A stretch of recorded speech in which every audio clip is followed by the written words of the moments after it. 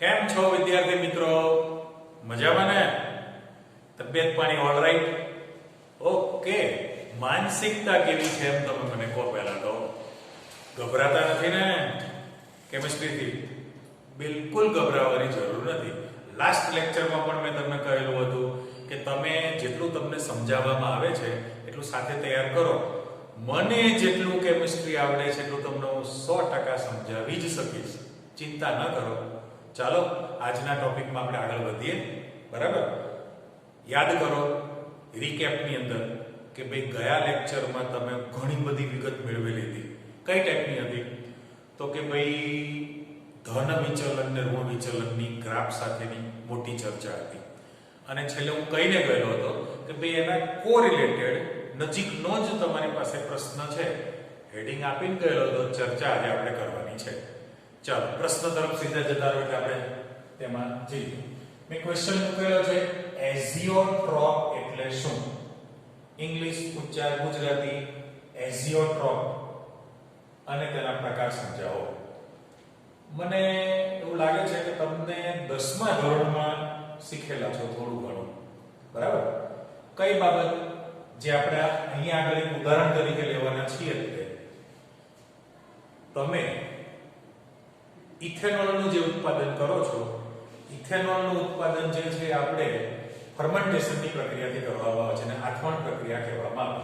તો આથવણની પ્રક્રિયાની અંદર જે પ્રોસેસ કરવામાં આવતી હોય એ પ્રકારની ચર્ચા તમારી પાસે આવવાની છે. બરાબર? એટલે તમારું ઉદાહરણ તો 10મા ધોરણનું જ છે.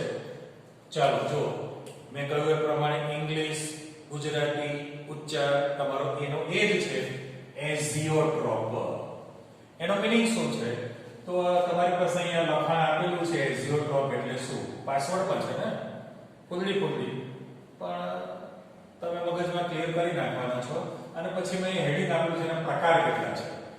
તો બે પ્રકાર પડે એના કે નિમ્નતમ ઉત્કલન એઝિયોટ્રોપ. શબ્દ છે નિમ્નતમ એટલે ઉત્કલન બિંદુ ઓછું હોવું જોઈએ. અને મેં અહીંયા આગળ બીજો જે પ્રકાર લખેલો છે તમે જુઓ કે ભાઈ મહત્તમ ઉત્કલન એઝિયોટ્રોપ કે જેની અંદર ઉત્કલન બિંદુ ઊંચું હોવાનું છે. બરાબર? બંનેના ઉદાહરણ અલગ અલગ પ્રકારના છે. એક જાણીતું છે 10મા ધોરણનો, એક તમારી પાસે નવું હશે. ઓકે. હવે એઝિયોટ્રોપ કોને કહેવાય? તો બે દ્રાવણો અથવા કોઈ પણ બે પદાર્થને તમે મિશ્ર કરો અને એ મિશ્રણને ચોક્કસ માત્રામાં રાખવાનું છે. એટલે નિશ્ચિત પ્રમાણ છે, ચોક્કસ માત્રા કહી શકાય. બે દ્રાવણને મિક્સ કરો તમે અને જો તમે એને ઉકાળો તો નિશ્ચિત તાપમાને ઉકળે એ ઘટકો છૂટા પડી શકતા નથી. તો એને આપણે એઝિયોટ્રોપ મિશ્રણ કહેવાય. એટલે ફરીથી બોલું છું, રિપીટ કરું. બે પદાર્થોને મિશ્ર કરીને જો તેને ઉકાળવામાં આવે તો નિશ્ચિત તાપમાને ઉકળશે અને એના સંઘટક જે છે એ છૂટા પડી શકતા નથી. તો એને એઝિયોટ્રોપ મિશ્રણ કહેવાય.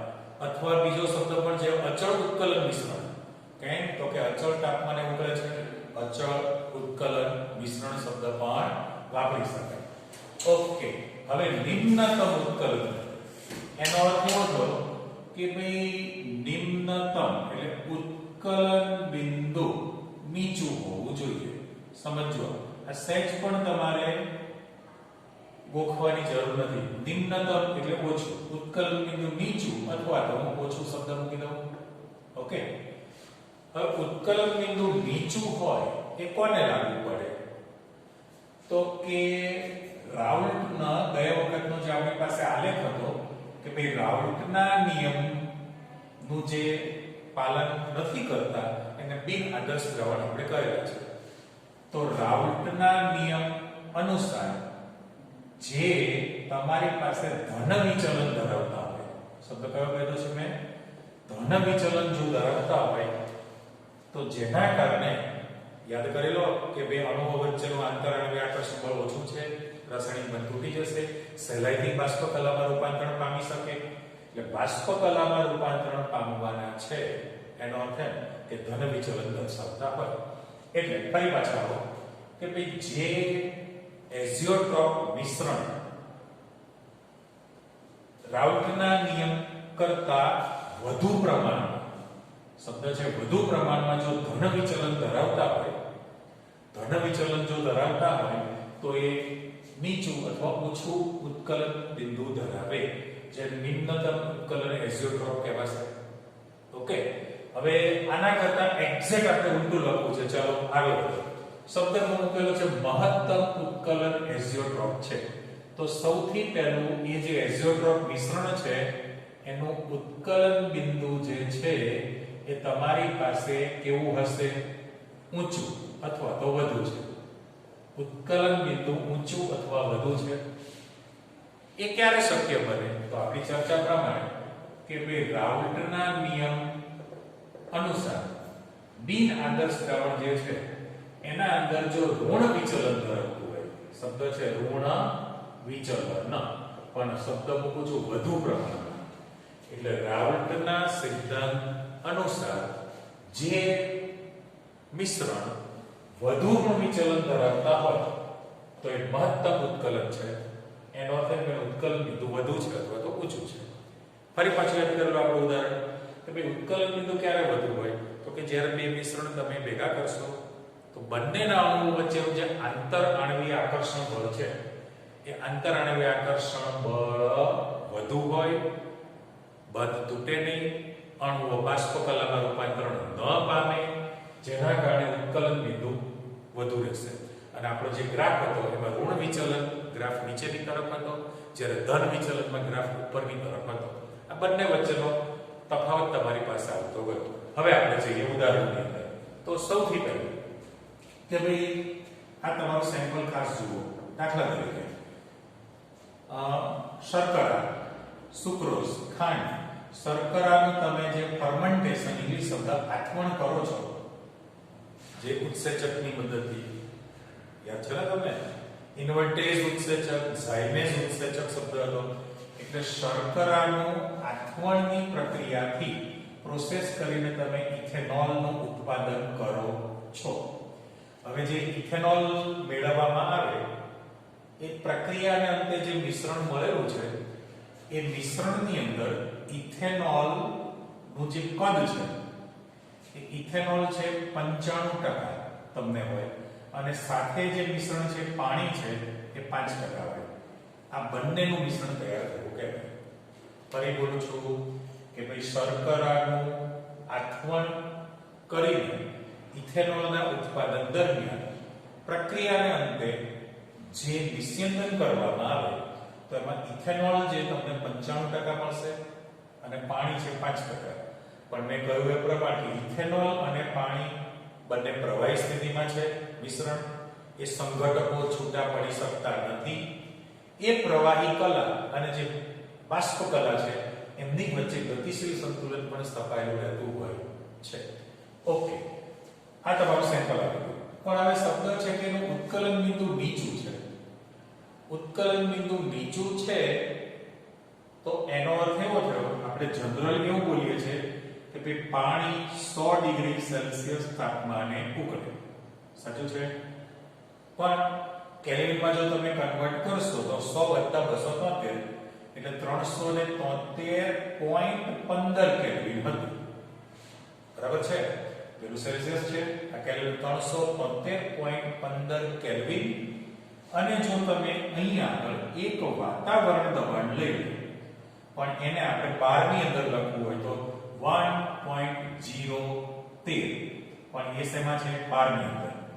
ઓપ્શન તરીકે રેડ પેન જોઈ લેજો. બંને વસ્તુ સરખી છે એકબીજાનું, કે તમે 100 ડિગ્રી સેલ્સિયસ કહેશો અથવા તો 373.15 કેલ્વિન છે. આ ફરીના ટોપિકમાં પણ આપણી પાસે આવવાનું જ છે. વન વાતાવરણ લખવામાં આવે અથવા તો 1.013 બાર કહેવામાં આવે તો આ એક વાતાવરણના દબાણે જે દ્રાવક તરીકે પાણી છે એનું ઉત્કલન બિંદુ, એનું જે ઉત્કલન બિંદુ છે એ તમારી પાસે 100 ડિગ્રી સેલ્સિયસ છે.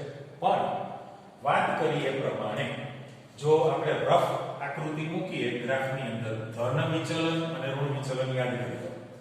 આ તમારી પાસે બાષ્પ દબાણ P લખેલું છે, આ મોલ x છે. ઓકે, અહીંયા દ્રાવક અને દ્રાવ્ય માટે લેવાના છીએ. એટલે ઓરિજિનલ જે તમારી પાસે ગ્રાફ છે એ માની લો કે આ હતો તમારી પાસે દ્રાવણ માટે હતો છે ને, દ્રાવણ માટે. અને એ જ કલર આપણે વાપરીએ છીએ કે ભાઈ આ દ્રાવક અને દ્રવ્ય માટેની તમે માહિતી આપી દીધી 1 2 3 મૂકેલું. પણ જ્યારે જો અહીંયા આગળ કોઈ ધન વિચલન છે, ધન વિચલન જે છે, ધન વિચલન એનો અર્થ એવો કે ભાઈ ગ્રાફની અંદર દ્રાવણનું બાષ્પ દબાણ વધવાનું છે તો ચેક કરો કે ભાઈ આ એક ઘટક છે એનું ઓરિજિનલ બાષ્પ દબાણ કરતા વધવાનું છે, બીજો ઘટક છે એનું બાષ્પ દબાણ વધવાનું છે, સાથે સાથે દ્રાવણનું પણ બાષ્પ દબાણ તમારી પાસે વધે છે. તો એ તમારી પાસે ધન વિચલનનો જે આલેખ હતો એ ધન વિચલન છે, બાષ્પ દબાણ વધુ છે એટલે એનું ઉત્કલન બિંદુ કેવું હોય? નીચું હોય. તો અહીંયા આગળ આ જે એઝિયોટ્રોપ મિશ્રણ છે એનું ઉત્કલન બિંદુ 373 કરતા, આપણે આંકડો નથી જોઈતો, 373 કરતા એ મિશ્રણનું ઉત્કલન બિંદુ નીચું હોય છે. એટલે નીચું અથવા ઓછું શબ્દ તમે વાપરી શકો. આના કરતા ઉલટો ગ્રાફ તમારી પાસે આવવાનો છે. ચલો આગળ વધો.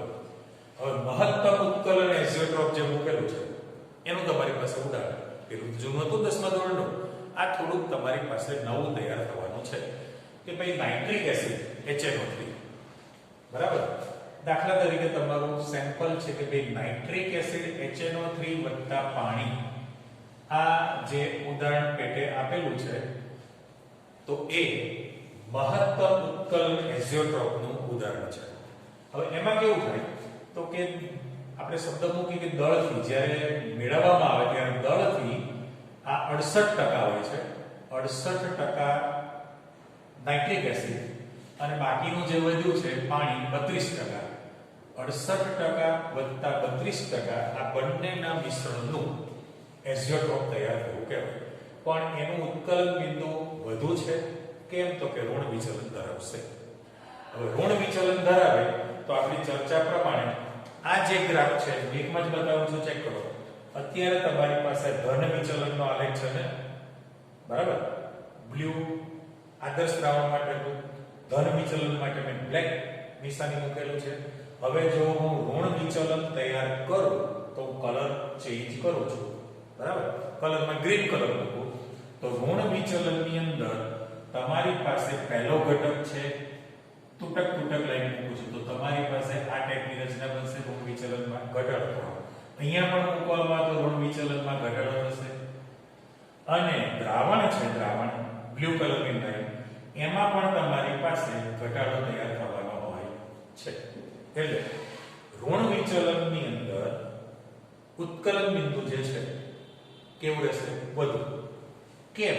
તો કે અણુઓ વચ્ચેનું આંતરાણવીય આકર્ષણ બળ જે છે વધુ રહે, જેના કારણે બંધ તૂટે નહીં, અણુઓ બાષ્પકલામાં ઝડપી ઓછા રૂપાંતર થશે, જેના કારણે ઉત્કલન બિંદુ વધુ રહેતું હોય છે. તો પછી વાત કરીએ પ્રમાણે કે 373.15 કેલ્વિન કરતા આ મિશ્રણ છે એનું ઉત્કલન બિંદુ જે છે તમારી પાસે વધુ રહેવાનું છે. એ લગભગ તમારી પાસે 398.5 કેલ્વિન છે. 398.5 કેલ્વિન છે, બરાબર. એટલે આશરે 125 ડિગ્રી સેલ્સિયસ થયું ને, 125.5. તો એ 373.15 કરતા વધુ મળ્યું છે. ત્યારે અહીંયા આગળ જે છે એ 373.15 કરતા તમારી પાસે ઓછું તૈયાર થવાનું છે. તો એઝિયોટ્રોપિક મિશ્રણમાં શોર્ટમાં એટલું જ કહી શકાય કે ભાઈ તમે જુદા જુદા બે પદાર્થને મિશ્ર કરશો અને એ સંઘટન જે છે અચળ તાપમાને ઉકળે, એને તમે વિભાગીય નિષેધનથી છૂટા પાડી શકતા નથી, બરાબર. અને પ્રમાણ જે છે એના આધારે ઉત્કલન બિંદુ વધી પણ શકે છે, ઉત્કલન બિંદુ ઘટી પણ શકે છે. એટલે બે પ્રકારની ચર્ચા તમારી પાસે આવી ગઈ. ચાલો હવે એક નવા પ્રશ્ન તરફ જઈએ. હવે આખું ચેપ્ટર જે છે એ બધું તમારે આની અંદર જ તૈયાર કરવાનું છે. મેં પહેલો શબ્દ મૂકેલો છે કે ભાઈ સંખ્યાત્મક ગુણધર્મો કોને કહે છે? ઓકે, તો પહેલામાં પહેલું આપણી શરત પ્રમાણે કે જ્યારે બાષ્પશીલ દ્રાવકમાં, દ્રાવક બાષ્પશીલ છે, એમાં અબાષ્પશીલ દ્રાવ્ય પદાર્થને ઓગાળવામાં આવે એટલે દ્રાવ્ય અબાષ્પશીલ છે. તો દ્રાવણના અમુક ચોક્કસ ગુણધર્મો કે જે દ્રાવણમાં રહેલા કુલ કણોની સંખ્યા પર આધારિત હોય, અર્થાત દ્રાવ્ય પદાર્થની કણ સંખ્યા સાંદ્રતા પર આધાર રાખતા હોય, તો એવા ગુણધર્મોને સંખ્યાત્મક ગુણધર્મો કહે છે. એટલે શોર્ટમાં એવું કહી શકાય કે ભાઈ દ્રાવણમાં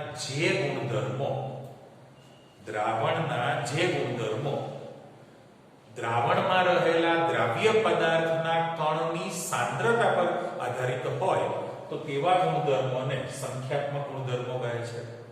ઓકે, હવે એમાં થાય કેવું? તો આપણી ચર્ચા પ્રમાણે તમને ખબર છે, બે લેક્ચરથી તમે સાંભળતા આવો છો કે ભાઈ શુદ્ધ દ્રાવક છે એનું જે બાષ્પ દબાણ હોય, શુદ્ધ દ્રાવક P0 નું બાષ્પ દબાણ છે, અને તમે દ્રાવક બાષ્પશીલ છે એમાં અબાષ્પશીલ દ્રાવ્ય પદાર્થને દ્રાવ્ય કરો તો જે દ્રાવણ બનશે એનું બાષ્પ દબાણ P તમે કહેલું છે. પણ શુદ્ધ દ્રાવક કરતા તેના બનેલા દ્રાવણનું બાષ્પ દબાણ હંમેશા ઓછું હોય છે. શુદ્ધ દ્રાવક કરતા બનેલા દ્રાવણનું બાષ્પ દબાણ હંમેશા ઓછું હોય છે. તો એ થવા માટેનું કારણ આજે રિપીટ નહીં કરવું, બધી આકૃતિ સાથે આપણે ઘણી ચર્ચા કરેલી છે. તો આપણે એવું કેવું છે કે દ્રાવણનું બાષ્પ દબાણ ઘટે છે. શા માટે? તો પહેલું કે દ્રાવ્ય કણોની સંખ્યા પર આધાર રાખે છે. સંખ્યા અર્થાત સાંદ્રતા. પણ એ દ્રાવ્ય કણોની પ્રકૃતિ, આઈડેન્ટિટી કહેવાય, એટલે પ્રકૃતિ પર આધાર રાખતો હોતો નથી. એ કેવા પ્રકારનું નેચર ધરાવે પ્રકૃતિ છે, આઈડેન્ટિટી, એના પર આધાર હોતો નથી, દ્રાવ્યની સંખ્યા પર આધાર રાખે. તો એનો અર્થ એવો ના થયો કહેવાય કે ભાઈ દ્રાવકનું બાષ્પ દબાણ જે છે, દ્રાવકનું બાષ્પ દબાણ છે ઘટ્યું કહેવાય. આ કે ના? હા, એટલા માટે કે શુદ્ધ દ્રાવક હતો, એમાં દ્રાવ્ય પદાર્થ ઓગાળો, બનશે દ્રાવણ, બાષ્પ દબાણ ઘટ્યું. દ્રાવણનું બાષ્પ દબાણ નથી ઘટેલું, દ્રાવકનું બાષ્પ દબાણ ઘટે છે. એટલે દ્રાવકના બાષ્પ દબાણમાં જે તમારી પાસે ઘટાડો થયો અને એના પર આધારિત તમારા ઘણા પરિબળ છે. હવે એના પર જે આધારિત પરિબળ છે એ અહીંયા લખાણમાં તમારી પાસે 4 ટોપિક લખેલા છે. ચેક કરો. તો હું પહેલો શબ્દ મૂકું છું કે ભાઈ દ્રાવકના શબ્દ છે, દ્રાવકના બાષ્પ દબાણમાં થતો ઘટાડો. એટલે તમને જે ઘટ જોવા મળશે એ દ્રાવકના બાષ્પ દબાણમાં ઘટાડો થયો કહેવાય. સેમ ટોપિક કે ભાઈ દ્રાવકનું ઉત્કલન બિંદુ માં વધારો થાય, ઉત્કલન બિંદુનું ઉન્નયન તમને જોવા મળે. ઉન્નયન એટલે વધારો. દ્રાવકના ઠાર બિંદુમાં ઘટાડો થાય, જેને આપણે અવનયન કહીએ છીએ. આ બે માટે શબ્દ છે, પણ અહીંયા તમારો શબ્દ ખાસ જોજો. દ્રાવણને પેટી કરું છું, દ્રાવણનું અભિસરણ દબાણ. શબ્દ છે અભિસરણ દબાણ, અથવા એને પરાસરણ પણ કહેવાય. અને એમાં જે છે ફેરફાર શબ્દ લખો. ફેરફાર એટલા માટે વધે પણ ખરું, ઘટે પણ ખરું. હવે ફરી પાછું રિપીટ કરજો, તમે ચેક કરો કે ભાઈ વ્યાખ્યા આવી જાઓ. દ્રાવણના જે ગુણધર્મો દ્રાવણમાં રહેલા દ્રાવ્યના કણોની સંખ્યા પર આધારિત હોય, એટલે સાંદ્રતા પર, પરંતુ દ્રાવ્યની પ્રકૃતિ પર આધાર રાખતા ન હોય, તો તેવા ગુણધર્મોને સંખ્યાત્મક ગુણધર્મ કહેવાય. હવે મેઇન વસ્તુ કે ભાઈ દ્રાવક કરતા આપેલ તાપમાને શુદ્ધ દ્રાવક કરતા તેના બનેલા દ્રાવણનું બાષ્પ દબાણ હંમેશા ઓછું હોય છે. એટલે દ્રાવકના બાષ્પ દબાણમાં જે ઘટાડો જોવા મળે છે એના કારણે તમારી પાસે અન્ય ગુણધર્મો પણ બદલાય છે. હવે એમાં જે હું મૂકું છું, ચેક કરો. પહેલો જ શબ્દ દ્રાવક, કે ભાઈ દ્રાવકના બાષ્પ દબાણમાં શું તમને જોવા મળ્યો? ઘટાડો. જવાબદાર છે દ્રાવ્ય કણોની સંખ્યા. દ્રાવકના ઉત્કલન બિંદુનું ઉન્નયન છે. આપણું ઉદાહરણ જાણીતું છે, ચીલા ચાલુ. ઘરે પણ તમને ખબર જ છે કે તમારી મમ્મી કે બેન રસોઈ બનાવતા હોય તો પાણીનું ઉત્કલન બોલી 100 ડિગ્રી, પાણીનું ઉત્કલન બિંદુ 100 ડિગ્રી સેલ્સિયસ છે. તમે કઠોળ બાફો પ્રેશર કુકરમાં તો એ કઠોળની અંદર પલાળેલા હોય પાણી નાખે, 1-2 ચમચી મીઠું નાખીને પછી એને ગેસના બર્નર પર ગરમ કરે છે. કેમ? સ્વાદિષ્ટ બને એટલે મીઠું દરેક જગ્યાએ પહોંચી જાય. એ તો આપણો એમ છે જ, પણ મીઠું નાખવાને કારણે ઉત્કલન બિંદુ વધે છે, જેના કારણે ઝડપથી બફાઈ શકે. એટલે દ્રાવકના ઉત્કલન બિંદુમાં વધારો થાય. પાણી જો દ્રાવક તરીકે હોય તેમાં દ્રવ્ય પદાર્થ ઉમેરવાથી ઉત્કલન બિંદુ વધશે. એ જ તમારું ઉદાહરણ છે કે ભાઈ દ્રાવકના ઠાર બિંદુમાં ઘટાડો થાય. બાલ મંદિરનો પ્રશ્ન તમારો કે ભાઈ આઈસ્ક્રીમ અને કુલ્ફીની બનાવટ દરમિયાન બરફમાં મીઠું ઉમેરવામાં આવે છે. હવે બરફનું ટેમ્પરેચર 0 ડિગ્રી સેલ્સિયસ છે. ઓકે, 0 ડિગ્રી સેલ્સિયસ તાપમાને બરફ પીગળે, પ્રવાહીમાંથી ઘન સ્થિતિમાં આવે. હવે આઈસ્ક્રીમ છે એ દ્રાવણ જ કહેવાય ને. આઈસ્ક્રીમ કુલ્ફી જે છે બધું તમારું મસ્તીનું મિશ્રણ છે. હવે એનું ઠાર બિંદુ નીચું હોય તો ટેમ્પરેચર ડાઉન કરવું પડે છે. આપણે ગ્રાફ સાથે બધું ભણવાના છીએ. તો દ્રાવકના ઠાર બિંદુમાં તમને ઘટાડો જોવા મળે, એને ઠાર બિંદુનું અવનયન કહેવાય. અને હવે અહીંયા શબ્દ મૂકું છું, ચેક કરો. દ્રાવણનું અભિસરણ દબાણ. દ્રાવણ બને તો એનું જે અભિસરણ દબાણ છે એ અભિસરણ દબાણમાં ફેરફાર જોવા મળે. આખી કેમિસ્ટ્રીમાં ફેરફાર એટલે વધઘટ કાં તો વધે અથવા તો ઘટ પણ કરે, વધઘટ થઈ શકે. તો આ સંખ્યાત્મક ગુણધર્મો કોને કહેવાય એના વિશેની માહિતી આવી ગઈ. અને દરેક ટોપિક તમારે હવે ડિટેલમાં શીખવાનો છે કે ભાઈ બાષ્પ દબાણમાં થતો ઘટાડો શા માટે, કેવી રીતના, ઠાર બિંદુ, ઉત્કલન બિંદુ, અભિસરણ દબાણ. અને આ 4 પદ્ધતિમાંથી કોઈ પણ એક પદ્ધતિ વડે તમે દ્રાવ્ય પદાર્થનો અણુભાર શોધી શકો. દ્રવ્ય પદાર્થનો જે આણ્વીય દળ છે, એ તમે કોઈ પણ મેથડથી શોધી શકો. એ આપણે પહેલા ટોપિક પરથી પાછું શરૂ કરીએ છીએ.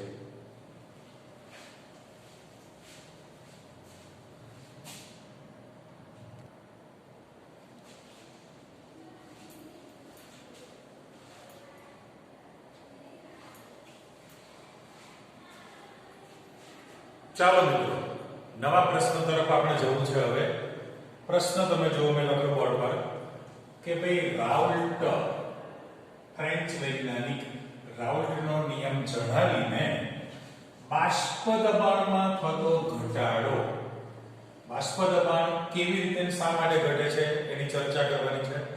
દ્રાવકના બાષ્પ દબાણમાં થતો ઘટાડો સમજાવીને દ્રાવ્ય પદાર્થનું આણ્વીય દળ, દ્રાવ્ય પદાર્થ જે ઓગળેલો છે આણ્વીય દળ શોધવા માટેનું તમે સૂત્ર મેળવો. એવો પ્રશ્ન તરીકે તમે આકૃતિમાં જાઓ તો મેં ચિત્ર તૈયાર કરેલું છે. ચેક કરો કે ભાઈ બંધ પાત્રમાં તમે જે દ્રાવક રાખેલો છે એ બાષ્પશીલ છે. બ્લુ કલરના ટપકા દ્રાવક બાષ્પશીલ છે. એની અંદર તમે દ્રાવ્ય પદાર્થ ઓગાળેલો છે એ અબાષ્પશીલ છે. દ્રાવ્ય પદાર્થ અબાષ્પશીલ છે. તો બંધ પાત્રમાં જે દ્રાવણ છે તો દ્રાવણની સપાટી પર જે બાષ્પ દબાણ ઉત્પન્ન થવાનું છે એ માત્ર દ્રાવકના અણુને કારણે જ હોય. દ્રાવકના અણુને કારણે જ હોય એ વાત સાચી, પણ બાષ્પ દબાણમાં ઘટાડો થશે એ આપણી પાસે જાણકારીમાં છે. તો ફરી પાછા અહીંયા આવી જાવ તમે. તો રાઉલ્ટનો જે નિયમ તમને શું કહે છે એને પ્રાયોગિક રીતે એવું પ્રસ્થાપિત કરેલું છે. પ્રાયોગિક રીતે એવું પ્રસ્થાપિત કરેલું છે. આનું આપણે ભાષાંતર જ કરવું છે. સાંભળો, જ્યારે બાષ્પશીલ દ્રાવકમાં કોઈ અબાષ્પશીલ દ્રાવ્ય પદાર્થને દ્રાવ્ય કરીને તે બનતા દ્રાવણના બાષ્પ દબાણમાં થતો ઘટાડો, બનતા દ્રાવણના બાષ્પ દબાણમાં થતો ઘટાડો એ તેમાં દ્રાવ્ય બનેલા દ્રાવ્ય પદાર્થના મોલ અંશના સમપ્રમાણમાં હોય છે. દ્રાવ્ય પદાર્થના મોલ અંશના સમપ્રમાણમાં હોય છે. ફરીથી બાષ્પ દબાણમાં થતો ઘટાડો એ દ્રાવ્ય પદાર્થના મોલ અંશના બરાબર હોય છે. આ રિપીટ કરો, ફરીથી ચેક કરો. જ્યારે બાષ્પશીલ દ્રાવકમાં કોઈ અબાષ્પશીલ દ્રાવ્ય પદાર્થને દ્રાવ્ય કરીને તે બનેલા દ્રાવણના અથવા બનતા દ્રાવણના બાષ્પ દબાણમાં થતો સાપેક્ષ ઘટાડો એટલે સાપેક્ષનો અર્થ શું થયો? આની સાપેક્ષમાં છે. દાખલા તરીકે તમારા પરીક્ષામાં માર્ક્સ જે આવે છે કોઈ પણ સબ્જેક્ટમાં, તો 22 આવે, 17 આવે, 47 આવે, 95 આવે, 78 આવે, તો 0 ની સાપેક્ષમાં 22 છે, 0 ની સાપેક્ષમાં 78 છે, 0 ની સાપેક્ષમાં 92 છે. એટલે ઓરિજિનલ બાષ્પ દબાણ દ્રાવકનું તમને ખબર છે, અને જે ઘટ પડી તો એ સાપેક્ષ કહેવાય. એટલે સાપેક્ષમાં જે ઘટાડો તમને જોવા મળશે એમાં દ્રાવ્ય બનેલા દ્રાવ્ય પદાર્થના મોલ અંશના સમપ્રમાણમાં હોય છે. પણ દ્રાવ્ય પદાર્થની પ્રકૃતિ, સ્વભાવ, આઈડેન્ટિટી પર આધાર રાખતો હોતો નથી. એ તમારા માઇન્ડમાં યાદ રાખવાનું છે. ચલો પાછા. તો પહેલામાં પહેલું અહીંથી આપણે શરૂઆત કરીએ કે તમારી પાસે આ જે દ્રાવણ છે એ દ્રાવણ, કારણ કે દ્રાવક બાષ્પશીલ છે પણ દ્રાવ્ય તો અબાષ્પશીલ છે. તો જે દ્રાવણનું બાષ્પ દબાણ છે માત્ર દ્રાવકના અણુને કારણે જ હોય. તો એના પ્રમાણે આપણે લખી શકીએ કે ભાઈ દ્રાવકનું રાઉટના નિયમ અનુસાર દ્રાવણનું જે બાષ્પ દબાણ છે P1, દ્રાવણનું બાષ્પ દબાણ છે P1 પ્રોપોર્શનલ x1 કહેવાશે, કારણ કે દ્રાવકના મોલ અંશના સમપ્રમાણમાં છે. દ્રાવકનું બાષ્પ દબાણ દ્રાવકના મોલ અંશના સમપ્રમાણમાં છે. ચલો બે સ્ટેપ લખો. P1 proportional x1 છે, રાઈટ? therefore મારે લખવું તો P1 = P10 into x1 લખી શકાય, કરેક્ટ? એટલે આને બ્લોક કરી દો તો મારે હવે સમીકરણ નંબર 1 અપાશે. એટલે અત્યારે દ્રાવણનું બાષ્પ દબાણ બોલશો તો પણ ખોટું નથી, દ્રાવકનું બાષ્પ દબાણ બોલશો તો પણ ખોટું નથી. એટલા માટે કારણ કે દ્રાવ્ય પદાર્થો અબાષ્પશીલ છે. એટલે દ્રાવણનું બાષ્પ દબાણ એ દ્રાવકના મોલ અંશના સમપ્રમાણમાં છે. તો P1 = P10 પ્રોપોર્શનલ તમે રિમૂવ કરી નિશાની અને બરાબર કરીને અચળાંક લખેલો છે, પણ હું લખી નાખું કે જે P10 શું છે તો એ શુદ્ધ દ્રાવકનું બાષ્પ દબાણ છે. ક્યારે? આપેલા તાપમાને શુદ્ધ દ્રાવકનું બાષ્પ દબાણ તમારી પાસે તૈયાર થયું કે ભાઈ P1 = P10 × x1 પ્લસ અહીંયા આપણી જે ચર્ચા છે ફરીથી લખું છું કે ભાઈ P10 જે છે એ શુદ્ધ દ્રાવકનું બાષ્પ દબાણ છે. એટલે અહીંયા આગળ હું કૌંસમાં લખું છું કે દ્રાવક છે, શુદ્ધ દ્રાવકનું બાષ્પ દબાણ P10 છે. અને તમારી પાસે જે દ્રાવણ બનશે એ દ્રાવણનું બાષ્પ દબાણ જે છે એ P કહીએ આપણે, બરાબર? તો શુદ્ધ દ્રાવકના બાષ્પ દબાણ કરતા આ જે બાષ્પ દબાણ છે દ્રાવણનું એ ઓછું હોવાનું, મીન્સ કે દ્રાવકનું જ બાષ્પ દબાણ ઘટે છે. તો બાષ્પ દબાણમાં જે ઘટાડો તમને જોવા મળશે આના પ્રમાણે અહીંયા આવી જાવ તમે, તો મારે લખી શકાશે કે ભાઈ બાષ્પ દબાણમાં થતો ઘટાડો, બાષ્પ દબાણમાં થતો ઘટાડો શબ્દ. હવે ઘટાડો એટલે આપણે ડેલ્ટા P, પણ કોના બાષ્પ દબાણમાં છે? હું શબ્દ ખાસ લખું છું ઉપર, દ્રાવકના બાષ્પ દબાણમાં. શબ્દ મેં મૂક્યો છે દ્રાવકના બાષ્પ દબાણમાં થતો ઘટાડો, એટલે ડેલ્ટા P1 મારે લખાશે, કારણ કે દ્રાવક માટે આપણે 1 સિમ્બોલ વાપર્યો છે. તો ડેલ્ટા P1 જે તમને ડિફરન્સ મળશે શેના પર તમે લખવાના છો? આના પર. આ જે રાશિ છે એના પ્રમાણે બાદબાકી લઈ લો તો P10 આંકડો મોટો છે, P આંકડો નાનો છે, તો આજે તમારી પાસે તફાવત તૈયાર થવાનો છે. તફાવત જે તૈયાર થવાનો એ મળ્યો કહેવાય. પણ સિમ્બોલ પ્રમાણે અત્યારે તમે આ જે P10 દ્રાવક માટે છે અને જેમાં દ્રાવણ બનાવેલું છે, પણ દ્રાવણનું બાષ્પ દબાણ છે એ મારે 1 જ લખવું પડે. એટલા માટે કે દ્રાવ્ય પદાર્થો બાષ્પશીલ છે, એટલે દ્રાવણનું બાષ્પ દબાણ એ દ્રાવકનું જ બાષ્પ દબાણ છે, મારે 1 સિમ્બોલ રાખવો પડે. સમજણ પડી ગઈ દરેકને? તો જુઓ, તો આપણી પાસે ડેલ્ટા P1 જે છે, ડેલ્ટા P1 બરાબર P10 P1 મારે લખવું પડે. તો આ જે સમીકરણ છે એને હું બ્લોક કરી દઉં તો હવે તમારી પાસે તૈયાર થઈ ગયું કે ભાઈ આ જે સૂત્ર છે એ ઉપરોક્ત સૂત્રમાં શબ્દ લખું છું કે ભાઈ ઉપરોક્ત સૂત્રમાં સમીકરણ 1 માંથી P1 નું મૂલ્ય મૂકતા ઓકે, આટલું બધું આપણે હેરાનગતિ કરી એની બદલે એમ લખી નાખો 1 નંબર ને 2 નંબર, તો સમીકરણ 1 અને 2 પરથી આ તો દરેકને સ્પષ્ટતા થઈ જાય કે ભાઈ ઉપરોક્ત સૂત્રમાં સમીકરણ 1 માંથી p1 નું મૂલ્ય મૂકતા.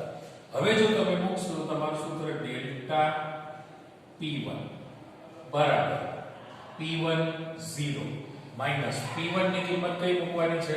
તો મારે અહીંયા p1 0 ઇન્ટુ x1 લખાશે, રાઈટ? ચલો આગળ વધો. તો ફરી પાછું ડેલ્ટા p1 બરાબર અહીંયા આગળ p1 રાશિને કોમન મૂકી દો. p1 જો તમે કોમન રાખશો તો તમારી પાસે 1 x લખી શકાશે. ચલો 1 x1 છે, બ્રેકેટમાં રાખો અને p1 0 બહાર કાઢો. રેડી? 1 x1 p1 0 લખ્યું છે. પણ તમને તો ખબર જ છે શું કે ભાઈ x1 x2 1 હોવાથી જો x1 x2 બરાબર 1 હોય તો તમારે 1 x1 કરો તો x2 લખી શકાય કે નહીં? અહીંયા જો લખું તો ચેક કરો. તો તમારી પાસે ડેલ્ટા p1 બરાબર p1 0 ઇન્ટુ x2 લખી શકાય કે નહીં? બરાબર? ડેલ્ટા p1 બરાબર p1 0 ઇન્ટુ x2 લખી શકાય. થોડા આગળ વધો. ચલો, તો અથવા તો આમ પણ લખી શકાય કે ડેલ્ટા p1 છેદમાં p1. और डेल्टा p1 જે તમે મૂકેલું છે સૂત્રમાં તમે આવો ડેલ્ટા p1 બરાબર p1 0 p1 છે કે નહીં? તો ત્યાં મારે ડેલ્ટા p1 ની જગ્યાએ એ સિમ્બોલ વાપરી શકાય કે નહીં? પણ અહીંયા કયું છે p1 0 છે ને કોમન ના, તો સામેનું સૂત્ર જે આપણે લખીએ છે એમાં ડેલ્ટા p1 છેદમાં p1 0 બરાબર તમે એવું પણ લખી શકો આ સૂત્ર પ્રમાણે. ચેક કરો કે ભાઈ p1 0 માઈનસ p1 છેદમાં p1 0. ઓકે, અને એના બરાબર x2 છે, એના બરાબર x2 થયું. તો આ જે સૂત્ર તમે મૂકેલું છે એનું બ્લોક કરી દો. તો આના પરથી તમે સ્ટેટમેન્ટ શું આપી શકો? અહીંયા આગળ એવું કહી શકાય કે આમ દ્રાવણના અથવા દ્રાવકના બાષ્પ દબાણમાં થતો ઘટાડો. હવે સાપેક્ષ કહીએ છીએ કે દ્રાવણના બાષ્પ દબાણમાં થતો સાપેક્ષ ઘટાડો કે તેમાં દ્રાવ્ય બનેલા દ્રાવ્ય પદાર્થના મોલ અંશના બરાબર હોય છે. ફરીથી દ્રાવણના બાષ્પ દબાણમાં થતો સાપેક્ષ ઘટાડો, આની સાપેક્ષમાં જે ઘટાડો થાય છે એ દ્રાવ્ય પદાર્થના મોલ અંશના બરાબર હોય છે. ઓકે, ચલો હવે આપણે આગળ વધીએ. એમાં કે ભાઈ દ્રાવ્ય પદાર્થનું અણુ સૂત્ર મેળવવું છે. દ્રાવ્ય પદાર્થનો અણુભાર મેળવવા માટેનું સૂત્ર કરવું છે. તો ફરી પાછો આપણે લખાણમાં જતા મારે આવું લખી શકાશે આ સૂત્રમાં? અહીં લખું છું. ચલો હવે ફરી પાછા જાઓ કે p1 0 p1 upon p1 0 symbol x2 જે લખેલું છે x2 એ દ્રાવ્ય પદાર્થનો મોલ અંશ છે. હવે દ્રાવ્ય પદાર્થનો મોલ અંશ છે એના માટે લખું તો n2 upon n1 n2 લખી શકાય. પણ જ્યાં એકડો અને બગડો શું છે તો કે દ્રાવક ના મોલ n1 છે અને દ્રાવ્ય પદાર્થના મોલ n2 છે, લખી શકાય. અચ્છા, આપણી ચર્ચા પ્રમાણે ગયા લેક્ચરમાં પણ તમે શીખેલા હતા કે ભાઈ રાઉલ્ટના નિયમની મર્યાદા એ આદર્શ દ્રાવણ માટેની જ હતી. તો સાંભળો, રાઉલ્ટનો નિયમ અતિ મંદ દ્રાવણને જ લાગુ પાડી શકાય હતો ને યાદ કે ઓવરહેડ ટેન્કનું જે દ્રાવણ છે એને જ લાગુ પાડી શકાય. એટલે રાઉલ્ટનો નિયમ અતિ મંદ દ્રાવણને જ લાગુ પાડી શકાય. તો હું શબ્દ મૂકું છું કે મંદ દ્રાવણમાં મંદ જો તમે દ્રાવણ રાખો તો એની અંદર દ્રાવ્ય પદાર્થની મોલ સંખ્યા છે એ ખૂબ જ ઓછી હોવાની અને n2 is very less than n1 હોવાથી તમે અહીં આગળ આ જે દ્રાવકની મોલ સંખ્યા છે તમે અવગણી શકો. દાખલા તરીકે ઉદાહરણ કે ઓવરહેડ ટેન્કનું જે પાણી ભરે, માની લો કે 2 લાખ લીટર પાણી ભરેલું છે. કેટલું? 2 લાખ લીટર પાણી હોય શુદ્ધ, તો એ દ્રાવક છે. અને તમે એની અંદર તમે 5 ગ્રામ દ્રાવ્ય પદાર્થ ઓગાળી દો તો દ્રાવણ તો બનેલું છે પણ અતિમંદ દ્રાવણ છે તો દ્રાવકના અણુ મોલ સંખ્યાની સાપેક્ષમાં દ્રાવ્ય ખૂબ જ ઓછું કહેવાય, અવગણી શકાય. એટલે આપણે ચર્ચા કરી કે ભાઈ રાઉટનો નિયમ મંદ દ્રાવણને જ લાગુ પડી શકાય. તો મંદ દ્રાવણમાં દ્રાવ્ય પદાર્થની મોલ સંખ્યા જે છે ખૂબ જ ઓછી હોય તો એના કારણે તમે N1 ને અવગણી શકો. એનો અર્થ એમ કે N1 પ્લસ N2 એટલે દ્રાવક અને દ્રાવ્યની મોલ સંખ્યા છે એની જગ્યાએ તમે માત્ર દ્રાવકની મોલ સંખ્યા લઈ શકાશે, મીન્સ સ્વીકારી શકાય, ગણતરીમાં લઈ શકાય. ફરી પાછા સૂત્રમાં આગળ વધો તો તમારી પાસે P10 માઈનસ P1 છેદમાં P10 બરાબર N2 બાય N1 લખાશે કે નહીં?